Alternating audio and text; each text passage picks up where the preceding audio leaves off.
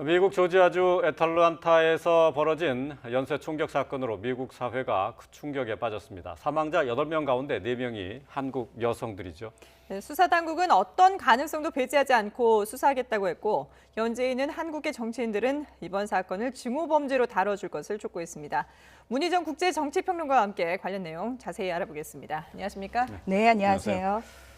어제 충격적인 소식으로 계속 이제 뉴스를 통해서 전해 들은 분들도 계십니다만은 지금 한국인들이 포함된 총격 사건이어서 충격이 더 커요. 네. 어제 사건을 좀 간단하게 좀 정리를 해보죠. 네, 현지 시각으로 16일 오후 5시에 사건이 처음 벌어졌고요. 조지아주에 있는 애틀랜타 외곽 도시에서 처음 사건이 일어났습니다. 예. 그 범인이 마사지 샵을 처음 들어가서 거기서 이제 5명에게 총을 쐈고요. 네. 47분 후에는 이제 애틀랜타 시내로 들어와서 네. 스파샵 2곳을 공격을 연달아 했습니다. 예. 이제 그러다가 다른 곳으로 이동을 해서 또다시 범죄를 저지르려고 이동하던 8시 30분경에 이제 경찰에 의해서 체포가 되는데요. 현재까지 사망자가 8명이고 부상자가 1명이라고 하죠. 그런데 예. 거기서 이제 한인 여성 사망자가 4명이 이제 생겼기 때문에 예. 우리나라에서도 지금 굉장히 관심을 많이 가지고 있는 사건이죠. 예. 그 지금 뭐 총기를 쏜 장소가 마사지샵, 뭐 스파 이런 데가 사실은 다중 이용 시설이잖아요. 많은 사람들이 그냥 이렇게 가서 이용하는 곳인데 그런 곳을 노렸다는 것은 이 범죄가 상당히 이제 뭐 사람들이 많이 다니는 무차별적인 그런 공격을 위한 것이라고 봐야 될까요? 그러니까 일단은 많은 살상을 의도했다라고 볼 수밖에 없는 그렇죠. 부분이 예. 있죠. 네. 그리고 사실은 마사지샵도 그렇고 스파샵도 그렇고 여성들이 주로 근무를 하고 있는 곳이지 않습니까? 예. 그런 이제 일반적으로 알 수 있는 부분들 플러스 사람들이 있을 것이다라는 게 특정이 되는 거고 남자가 이제 용의자이기 때문에 남자가 들어갔을 때 대다수가 여성인 종업원들에게 큰 위해를 가할 수 있다라는 건 정말 충분히 예상이 가능한 상황이라고 볼 수가 있는 거죠. 예. 자, 이 사건이 일어난 곳 아틀란타, 이곳 뭐 한인들도 많이 거주하는 곳 아닙니까?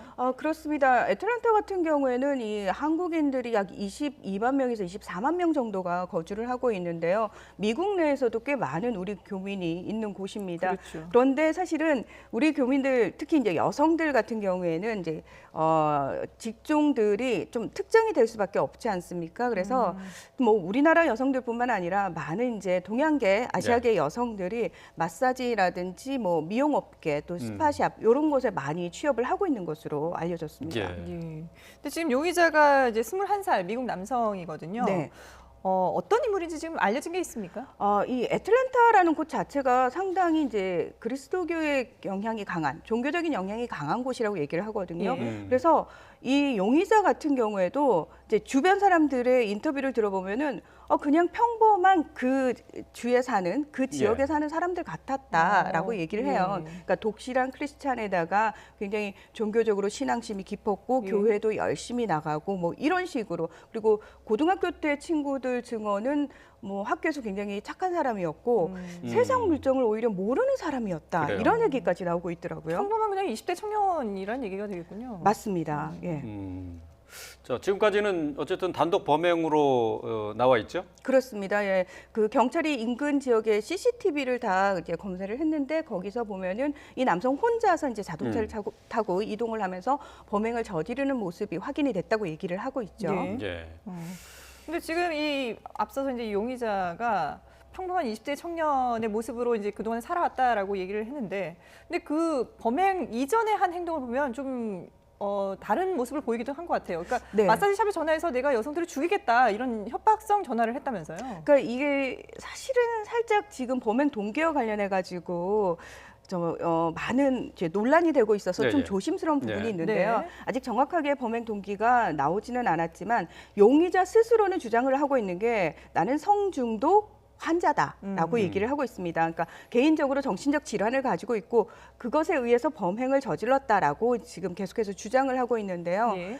실제로 2019년부터 2020년 초까지 본인이 성중독과 관련해서 재활치료센터에서 치료를 받았다라는 얘기가 나오고 있습니다. 그래서 이 범죄가 사실은 대다수의 그 동양계, 아시아계 여성들이 피해자가 됐기 때문에 이거는 증오범죄다라는 네. 얘기가 나오고 있지만 네. 용의자를 비롯해서 일부 언론이라든지 경찰 쪽에서는 이 성중독이라는 이 용의자 개인의 문제가 아니냐 이런 얘기들도 좀 나오고 있습니다. 그래요.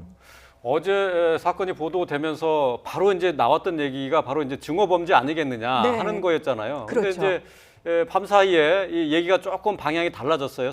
개인의 이제 성중독 문제로 방향을 튼 것으로 보이는데 네. 지금 이제 어떻게 봐야 됩니까? 이제 성중독으로 인한 개인적인 범죄. 그러니까 일종의 이제 지금 범행이 일어난 이 장소가 스파고 마사지 샵이잖아요. 네. 여기서 뭔가 불법 행위가 이루어졌다라는 쪽으로 수사가 진행되는 겁니까? 아, 그건 아니고요. 지금 업체들이 다 이제 허가를 받은 업체라고 그래요. 그래서 그 부분은 아닌데 지금 문제가 뭐냐면은 이렇게 개인의 성중독 문제로 몰아가 버리게 되면은 개인의 일탈의 문제이기 때문에 그 사람에 대한 처벌만 하면은 끝나는 문제지만 증오 범죄라는 낙인이 찍히게 되면 사회적인 문제로 확대가 되게 되죠. 그렇게 되면은 경찰이라든지 정부라든지 사실은 이런 증오 범죄가 지금 증가하고 있는 부분에 대해서 또다시 심각한 증오 범죄가 발생한 부분에 대해서 어떤 대책들을 내놓을 것인지에 대해서 굉장히 좀 심각해지는 상황이 벌어지는 겁니다. 네. 그래서 아마도 이제 경찰 입장에서는 그렇게 좀 축소하기를 원하는 것 같고요. 더불어서 사실은 증오 범죄라고 사회적인 범죄라는 차원으로 범주가 확대돼 버리면은 미국 같은 경우에는 우리하고 약간 법 체계가 달라가지고 네. 이 판사의 재량권이 굉장히 많이 용인이 되거든요. 네. 자, 그렇게 되면 여론이 증오 범죄에 대한 굉장히 여론이 안 좋아진다. 그렇게 되면은 판사가 이 사람에게 더 무거운 형량을 내릴 수밖에 없는 그런 상황이 벌어지는 거죠. 그래서 본인 입장에서도 아마도 나는 증오 범죄가 아니고 내 개인의 정신 질환에 의해서 범행을 저질렀다라는 걸 계속해서 주장할 가능성이 큽니다. 아, 그 형량에서도 차이가 있는 거군요. 그렇습니다. 형량에서도 차이가 있고 어떤 사회적인 확산의 문제라든지 정부와 경찰, 그러니까 공권력이 어떻게 대응해야 될 것인지 그 이후 대책이라든지 예. 이런 부분까지 굉장히 문제가 커지게 되는 거죠. 그러니까 이게 증오 범죄라고 하면 이제 사회적인 문제로 파장이 상당히 크기 때문에 이렇게 이제 축소하려는 게 아니냐라는 그런 의심의 눈초리를 보내고 있는 건데요. 네네. 그 또 근거로 들고 있는 것이 이게 피해자들 중에 아시아계만 있는 게 아니다. 백인과 히스패닉도 있지 않냐 이렇게 지금 또 얘기들이 나오고 있어요. 네, 그런데 이 용의자가 들어간 곳이 사실은 주로 아시아계 여성들이 이제 종사하고 있는 그렇죠. 네, 가게를 들어간 거죠. 네. 그러니까 수많은 상가 중에서도 왜 하필이면은 그러니까 스파샵과 마사지 샵을 겨냥을 했느냐. 이거는 일단은 여성을 향한 그러니까 여성들이 주로 거기에 많이 있다라는 네. 그런 걸 특정할 수 있고요. 그리고 밀폐된 공간이지 않습니까? 네. 그렇기 때문에 사실은 본인이 남성으로서 또는 총기를 든 사람으로서 저항할 수 없는 약자들을 향해서 충분히 더 많은 범행을 저지를 수 있다라는 걸 스스로 계획을 하지 않았나, 좀 조직적으로 들어가지 않았나라고 사실은 볼 수 있고요. 네. 게다가 이 용의자 같은 경우에는 이 범행을 저지르기 전에 지금은 지워졌다고 합니다. 그러니까 네, 예. 페이스북 계정 자체가 삭제가 됐는데 본인이 그 SNS에 내가 아시아인들을 죽이겠다라는 글을 썼다고 그래요. 예, 근데 예. 그 이유가 뭐냐면 코로나19 팬데믹 사태를 중국이 가져왔다. 중국이 바이러스를 퍼뜨렸다. 우한 바이러스 뭐 이런 얘기를 하면서 그래서 내가 중국을 증오한다. 그래서 죽이겠다. 뭐 이런 식의 예. 얘기를 썼다라고 하기 때문에 사실은 이거는 증오 범죄에 더 가깝다라는 얘기들이 나오고 있는 거죠. 네. 뭐 말씀하신 것처럼 SNS를 통해서 지금 범인이 썼던 글 가운데 중국이 그 인류의 최대 악이다 이렇게 네. 쓴 내용도 있고 말이죠. 중국에 대한 혐오가 미국 사회에서 상당히 퍼져 있는 것 같아요. 이게 사실은 트럼프 행정부 들어서서 미국이 살짝 이 부분이 더 좀 강화가 된 부분이 있는데요. 이제 트럼프 대통령 자체가 워낙 이제 증오, 혐오 이런 단어들, 부정적인 단어들을 예. 많이 썼던 사람이기 때문에 사실은 그 지지자들이 공식석상에서 대통령이 저런 단어를 막 쓰는 걸 보니 우리도 써도 아무 문제가 없겠구나. 사실 이런 인식 자체가 사회에 퍼지는 게 상당히 무섭거든요. 예. 그러다 보니까 굉장히 그 트럼프 대통령도 처음에 우한 바이러스라는 표현을 했었고요. 네. 그 지지자들을 중심으로 이런 얘기들을 많이 했었는데 조 바이든 행정부 들어서서 바이든 대통령이 그 취임하고 나서 일주일 만에 사인한 행정 명령에 뭐가 있냐면은 우한 바이러스, 중국 바이러스라는 단어를 사용하지 못하도록 하는 금지 행정 명령에 서명을 했습니다. 그래요. 그래서 사실은 분위기 자체가 그 코로나19 팬데믹 처음 시작이 중국이었기 때문에 뭐 미국뿐만 아니라 유럽도 마찬가지고요. 중국인에 대한 증오가 좀 퍼지고 있고 반중국 정서가 커지고 있는 상황에 대해서 많은 부분에서 우려가 나타나고 있고요. 더불어서 사실은 같은 동양인으로서 그렇죠. 한국 사람들도 중국인인지 한국인인지 서양인들 입장에서는 알 수가 모르죠. 없거든요. 그렇죠. 예. 그래서 피해를 상당히 많이 보고 있고 이번에도 사실 그런 면에서 이렇게 많은 아시아계 여성들이 좀 피해를 당한 게 아닌가 이렇게 짐작을 할 수도 있습니다. 그러니까 이제 미국 내 그 국내에 뭐 증오 범죄 또는 증오라든지 아니면 이제 뭐 인종차별 이런 것들이 더 좀 이렇게 폭발적으로 사회 문제가 될 수 있는 것이 미국은 총기가 사용이 가능한 나라잖아요. 그 그러다 보니까 이게 이렇게 문제예요. 사고가 나면 인명 피해가 상당해요. 맞습니다. 사실은 항상 여러분 기억하시겠지만 미국 총기 사고는 1년에도 수십 번씩 나거든요. 예. 그래서 저희가 국제뉴스에서도 굉장히 자주 접하고 있는데 그럴 때마다 반복되는 패턴이 있는데요. 총기 규제 얘기가 또 나오죠. 네. 그래서 규제 법안이 마련됐다 이런 얘기들이 막 나옵니다. 그런데 문제는 뭐냐면은 조금 시간이 지나면 다시 사그러들고 또 다시 총기 사고가 발생했다는 얘기가 나오죠. 이게 미국 같은 경우에는 수정헌법 2조에서 이 총기, 그러니까 일반 시민들이 총기를 휴대할 수 있고 가질 수 있도록 하는 소유권에 대해서 허용을 해주고 있습니다. 이건 일반 시민들의 권리라고 얘기를 해주고 네. 있습니다. 그래서 헌법에서 규정한 시민들의 권리이기 때문에 네. 이 총기 소유에 대해서 사실은 미국 시민들 자체가 거부감이 없습니다. 그러니까 우리 생각에는 그 위험한 걸 사람들이 가지고 있으면 더 많은 사고가 나니까 뺏어야 되지 않나라고 생각을 하지만 네. 미국이라는 나라 자체가 처음부터 하나의 중앙 집권적인 국가로 생성된 것이 아니고 연방의 형태로 만들어진 국가잖아요. 그렇죠. 네. 그렇다면 각자가 스스로를 지켜야 한다라는 생각이 굉장히 강합니다. 그게 헌법에 반영됐던 것이고요. 오랜 시간 동안 그 생각을 가지고 살았던 사람들은 공권력이 우리를 이렇게 제대로 지켜주지 못하는 상황에서 더더욱 내가 나를 지키기 위해서, 내 가족을 지키기 위해서 총기를 가질 수밖에 없다라는 그런 악순환이 반복이 되는 거죠. 네. 근데 이거 말씀하신 것처럼 총기 문제는 미국에서 계속해서 지금 반복돼서 제기되는 문제인데 말이죠. 사실 뭐 트럼프 대통령 때는 뭐 미국 총기 협회가 네. 공개적인 지지를 선언했기 때문에 거기에 대한 규제를 기대할 수는 없었습니다만은 그렇죠.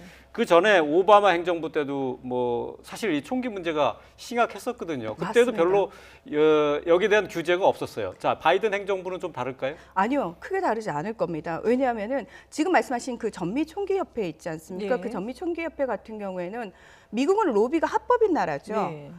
가장 큰 로비 단체입니다. 그러니까 회원만 500만 명이 넘는다고 얘기를 하고요.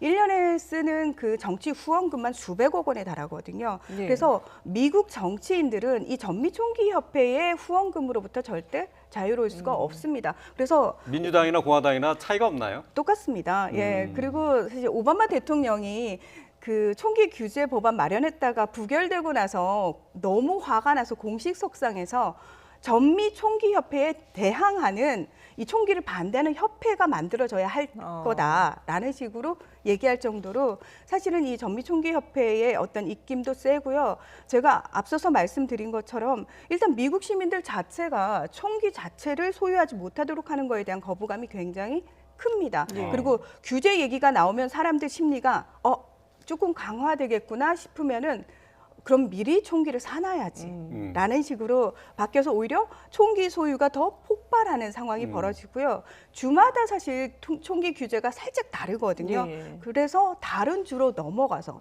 그리고 뿐만 아니라 공식적으로 총기를 소지하기에는 조금 힘든 부분이 있다 싶으면은 사적으로 거래를 하는 경우가 상당히 많은데 네. 사실은 지금 미국 시민들, 미국 국민이 3억 3천만 명이라고 얘기를 하는데 그렇죠. 네. 총기의 숫자가 3억 5천만 개라고 얘기를 하거든요. 1인당 한 개씩 갖고 있네요. 이상이죠. 한 개 이상인데 네. 이게 공식 집계된 내용이고요. 사실은 암암리에 그리고 사제총이라고 얘기를 하죠. 그런 사제총기류, 그러니까 불법적으로 본인들이 만들어서 유통하는 총기류까지 포함한다면 그 숫자는 엄청나죠. 예. 네. 자, 그럼 이번 이 총기 사고, 총격 사건이 어떻게 이제 원인이 분석이 될지 모르겠습니다만은 총기 소유도 가능하고 그리고 미국 내에서 지금 현재 뭐 여러 가지 이유 때문에 증오 범죄도 발생하고 있고 또 그 이후에 뭐 인종차별 문제도 계속 제기되고 있는 그런 상황이라면 한인들 입장에서는 상당히 불안할 수밖에 없잖아요. 어떤 대책들이 좀 마련돼야 될까요? 일단 우리 영사관 차원에서는 지금 한 라인을 개설을 해서 이 범죄와 관련된 피해 내용들을 지금 받는다라고 얘기를 하는데요. 예. 한인들 입장에서도 사실 뾰족한 수가 없습니다. 네. 예. 이게 지금 공권력이 조금 더 강화가 되면 이런 부분을 막을 수 있지 않겠느냐 우리는 단순히 생각을 하는데요. 예. 미국 같은 경우에는 연방 경찰이 따로 있고 주경찰이 따로 그렇죠. 있습니다. 그리고 각 주마다 예산도 다 다릅니다. 그래서 공권력을 확충할 수도 없는 상황이고요. 그렇다고 해서 그러면 개인들에게 자신을 보호하기 위해서 총기 소유를 더 하십시오라고 말씀을 드릴 수도 없는 상황이고 그리고 미국은 그러니까 사람들이 많이 모여 있는 그 뉴욕이라든지 큰 도시 워싱턴 같은 경우에는 사실은 이런 공권력이 워낙 강화가 돼서 뭐 눈에 보이게 총기 사고가 많이 발생하지는 않지만 외곽으로 가게 되면은 그러니까 워낙 땅덩이도 넓고 사는 사람들도 드문드문 있는 곳에서는 그 본인들이 총기를 가지고 왜 경찰들이 다 돌아다니면서 순찰을 해줄 수도 없고 그 부분을 보호해줄 수도 없기 때문에 개인들이 스스로를 보호해야 된다는 생각이 워낙 강하기 때문에 이 문제는요 미국에서 매년 나오고 있는 이야기고 논란이지만 사실은 거의 해결책이 없다 예, 네, 이런 예. 안타까운 상황이라고 할 수 예. 있죠. 어쨌든 뭐 저 아틀란타 총격 사건으로 이제 한인 사회 충격이 큰데 지금 앞서서 말씀하신 것처럼 이게 증오 범죄냐 아니냐 이 부분에 대한 수사 상황을 한번 좀 주의 깊게 살펴봐야 될 필요가 좀 있겠네요. 그렇습니다. 일단은 증오 범죄로 규정이 돼야지만 그래도 사회적으로 이 부분은 굉장히 지양해야 되고 우리 스스로 이 부분에 대해서 비판을 많이 해야 된다라는 비판 여론이 좀 높아지면서 조금이나마 그나마 이제 아시아계뿐만 아니라 다른 인종들, 그러니까 백인을 제외한 다른 인종들이 조금은 그래도 안심할 수 있는 상황이 벌어지지 않을까. 그러나 만약에 개인의 어떤 정신질환의 문제로 치부되게 되면은 사실은 이 불안감은 계속 가지고 갈 수밖에 없는 상황인 거죠. 그렇군요. 예. 알겠습니다. 네, 지금까지 문희정 국제정치평론가와 함께 살펴봤습니다. 잘 들었습니다. 고맙습니다.